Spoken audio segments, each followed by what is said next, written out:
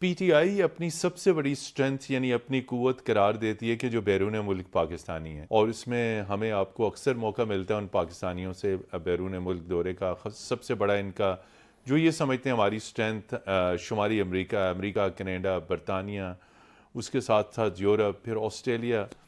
تو یہ نیا ایکسٹریم سٹیپ ہے، اور پاکستان کی معیشت ایک ایسے وقت میں گزری ہے کہ اگر یہ ریمیٹنسز ہمارا سب سے بڑا ذریعہ ہے ڈالر کا، تو آپ سمجھتے ہیں کہ ریمیٹنسز والے معاملے کے اوپر یہ کامیاب ہو جائیں گے؟ چونکہ گورنمنٹ نے، جن میں رانا ثناء اللہ اور خواجہ آصف ہیں، وہ کہتے ہیں باقی ان کی جو مووز ناکام ہوئی ہیں، یہ موو بھی ناکام ہوگی.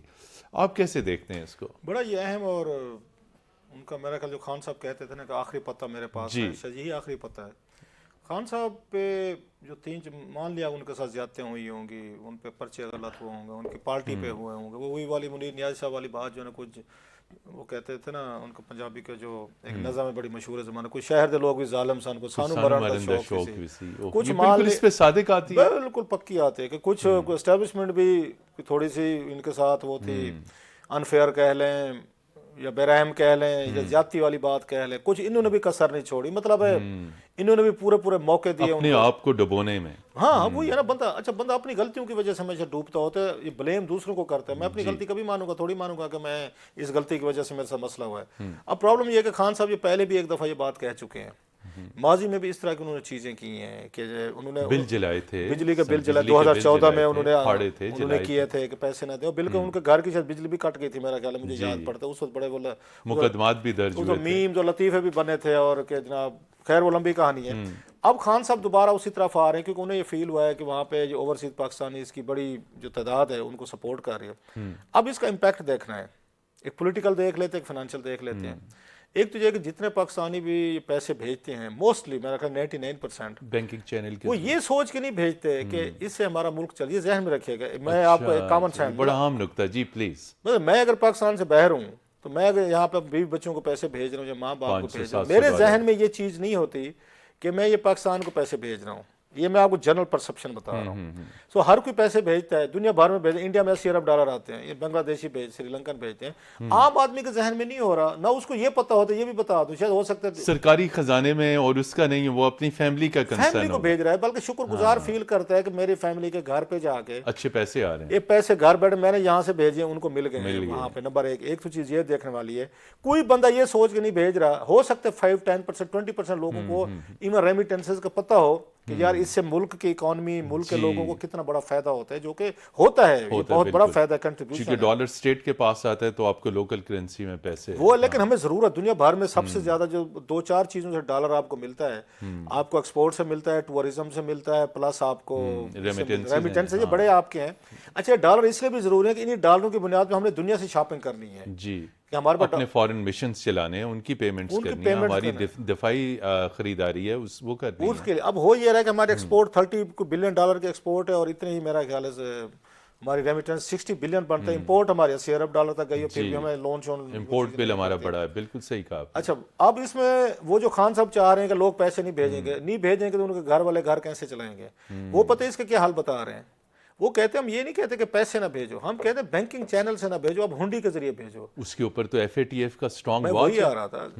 آپ پہ پھر منی لانڈرنگ کا لگے گا. جو لوگ، اچھا ان کو یہ نہیں پتا خان صاحب کو وہاں سے پیسے بھیجنا تھوڑا مشکل ہو چکا ہے یورپین کنٹری سے اسپیشلی، کہ آپ اس طریقے کے پہلے ہوتے تھے، آپ نہیں کر سکتے، مشکل کام ہے. وہاں پہ ہو جاتا ممکن تو کوئی مطلب ناممکن تو کوئی چیز نہیں ہوتی. آپ ان لوگوں کو اتنی تکلیف میں ڈال رہے ہیں کہ وہ ڈھونڈیں غیر قانونی طریقے ڈھونڈیں، وہاں ان کے قوانین ہیں. پھر آپ کو اس ملک سے اتنی چیڑ ہوگی، مان لیا جی کہ یہ پوری پی ڈی ایم خراب ہے، ہم بھی کہتے ہیں خراب ہے، اسٹیبلشمنٹ مان لیا بری ہوگی، سب کچھ. یار 25 کروڑ لوگوں کا یہ ملک ہے، انہی 25 کروڑ لوگوں نے آپ کو وزیر اعظم بنایا، پھر آپ نے انہی کے ذریعے بننا ہے. آپ صرف اس لیے غصے میں کہ ان کے ساتھ کاوڑ ہے تو آپ کا خیال ہے 25 کرسی چھن چکی ہے. صرف دکھ ہوتا ہے کہ آپ کو تھوڑا سا لارجر دین لائف سوچنا پڑتا ہے. آپ کو محض اتنی بڑی سپورٹ ہے آپ کی. پہلے آئی ایم ایف کے انہوں نے یہ کیا آپ کو یاد ہو، ہیڈ کوارٹر کے باہر جا کے انہوں نے مظاہرہ لیٹر بھی لکھے کہ ہمارے ساتھ. اچھا یہ زیادتی بھٹو صاحب کے ساتھ بھی ہوئی، اور خان صاحب کی بھٹو صاحب کے خلاف کئی تقریریں ہیں. بے نظیر بھٹو کے ساتھ بھی ہوئی، وہ جیلوں میں گئیں، ان کو بھی کہا تھا انہوں نے. نواز شریف کے ساتھ بھی. حنیف عباسی صاحب نے ایک بڑی خوبصورت بات کی تھی ایک ٹی وی شو میں. بات ہوئی کہ خان صاحب کو جیل میں رکھا ہوا ہے، زیادتیاں ہو رہے. اس نے کہا بات سنے بھائی، میں جب سیاست میں آ رہا تھا مجھے سارا پتا تھا کہ پاکستانی سیاست میں کیا کچھ ہوتا ہے، جیل بھی ہے، پھانسی بھی ہے، مقدمے بھی ہیں، مقدمے بھی ہے. اس نے کہا یہ پیکج ہے، یہ پیکج بہت اس نے کہا پیکج ہے، یہ اقتدار بھی ہے، کرسی بھی ہے، سیاست میں آنے کے لیے ان چیزوں سے ریڈی رہیے. اس نے کہا مجھے پتا تھا، آج میں رونا شروع کر دوں میں جیل میں گیا. دوسرے کہا خان صاحب کو نہیں پتا تھا اس ملک میں پیکج کیا ہے، وہ وزیر اعظم بننا چاہتے ہیں، جیل نہیں بیٹھنا چاہتے. کون سا وزیر اعظم؟ گیلانی صاحب جیل نہیں گئے، راجہ پر اشرف نہیں گیا، شاہد خاقان عباسی نہیں گیا، پھر ذوالفقار علی بھٹو گئے، بھٹو صاحب، بے نظیر نہیں گئی، مطلب نیم اینی باڈی، کون نہیں کیا. مقدمات بنے، نیب کے مقدمات بنے. بالکل آپ نے کہا یہ تو اچھا، آپ نے خود لوگوں کو جیلوں میں ڈالا ہوا ہے. خان صاحب کے دور میں تو آپ کو 70% اپوزیشن تو جیل میں تھی، آپ نے خود ان کو جیلوں میں ڈالا ہوا ہے. سو جیل کا آپ کو تو یہ مطلب بنانی نہیں چاہیے کہ جناب کہ میں کہ جیل میں کیوں جاؤں یا مجھے جیل میں کیوں رکھا ہے. بھائی مجھے کسی نے کہا تو نہیں تھا کہ یہ متین بھائی آپ صاف ہی بنے، کسی آپ کے پاس کوئی گیا تھا نہیں، قطن کوئی میرے پاس کوئی مجمع آیا تھا کہ راؤ صاحب تمام حقائق ہمارے سامنے تھے، سختیاں، ہارڈ ورک، کم تنخواہ، مطلب بڑے انتہائی آڈ آورز، ہیزرڈ، تھریس، دھمکیاں، گھر والوں کے غصے، ناراضگیاں کہ بھائی تو کس پروفیشن میں پڑھے گا. میں اپنی بات بتا دوں، میرے گھر والے بڑے عرصے تک وہ ایڈجسٹ نہیں کر سکے. یہ کون سی نوکری ہے یار کہ لوگ آ رہے ہوتے ہیں مطلب 9 to 5، آپ اسے 5 بجے دفتر جا رہے ہوتے ہیں. ایک بڑی مختلف قسم کی چیزیں. خان صاحب نے یہ جو کال دی ہے، ان کا خیال ہے کہ آرمی اسٹیبلشمنٹ یا دیگر لوگ، میرا خیال ان چیزوں سے ان کے لیے مسائل بڑھیں گے، اور ان کو مخالفین کو وہ اسٹیبلشمنٹ ہو یا حکومت یہ پروپیگنڈا کرنے کا چانس ملے گا کہ دیکھا یہ ملک کے ساتھ یہ محبت نہیں کرتے. IMF کی ڈیل انہوں نے توڑی، پھر جب ہم ڈیل کرنے کی کوشش کر رہے تھے تو انہوں نے لیٹر لکھنے شروع کر دیے، یہ اس کو سپورٹ نہیں کرتے. پاکستانی روپیز اور کرنسی جو اوپر گئی ہے بیکاز آف دیز ایشوز، یہ مزید ایک دباؤ ہے، پریشر ہے، معیشت تباہ و برباد ہو جائے گی. لیکن اس کے ساتھ ایک اور ایشو جڑا ہوا ہے، وہ بھی پاکستان میں مذہبی جماعتیں، اور اس میں ٹاپ پہ جمعیت علماء اسلام. کل بھی ہم نے بات کی تھی، لیکن وہ ایشو مزید گھمبیر ہو گیا. آج گورنمنٹ کا موقف سامنے آ گیا کہ بل پہ دستخط نہیں ہو سکتے، اس میں قانونی پیچیدگیاں ہیں. مولانا فضل الرحمان کے ساتھ وزیر اعظم نے ٹیلی فون پہ بات چیت کی، انہیں تسلیاں دی جا رہی ہیں، لیکن جو چودھری صالح کے ہیں وزیر مذہبی امور، وہ کہہ رہے ہیں اس پہ دستخط نہیں ہو سکتے، قانونی پیچیدگیاں. کلاسر صاحب کیا پیچیدگیاں ہو سکتی ہیں؟ یار ویسے متین بھائی، آپ اور میں نے بھی بڑا یہاں پہ ادھر جاتے رہے، پارلیمنٹ کور کرتے رہے، آپ بھی تھوڑا قانون سمجھتے ہیں، چھوٹا موٹا ہم بھی ہیں، جی کوئی سیکشن آفیسر ٹائپ ہم بھی آئے ہیں، سمجھے خبریں کر کے.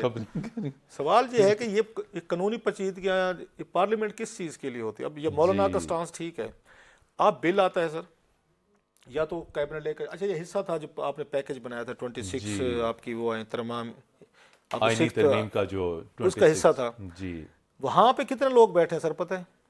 340 ایم این اے بیٹھا ہے، 100 سینیٹر بیٹھا ہے.